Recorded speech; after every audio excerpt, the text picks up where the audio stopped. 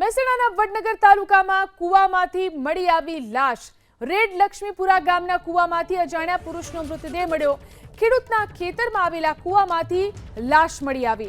વડનગર પોલીસે મૃતદેહ બહાર કાઢી અને પીએમ માટે હોસ્પિટલ ખસેડ્યો। વડનગર પોલીસે મૃતકની ઓળખ મેળવવાની તજવીજ શરૂ કરી છે।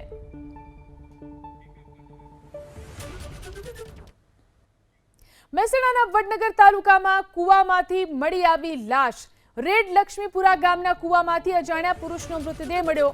ખેડૂતના ખેતરમાં આવેલા કૂવામાંથી લાશ મળી આવી। વડનગર પોલીસે મૃતદેહ બહાર કાઢી અને પીએમ માટે hospital ખસેડ્યો।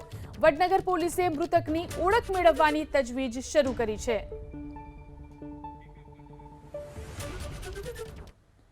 Rajkot TRP game zone અગ્નિકાંડ કેસમાં કોર્ટમાં અરજી। કેસને ડે ટુ ડે ચલાવવા માટે અરજી કરવામાં આવી। મૃતકોના પરિવારજનો તરફથી કોર્ટમાં અરજી કરવામાં આવી।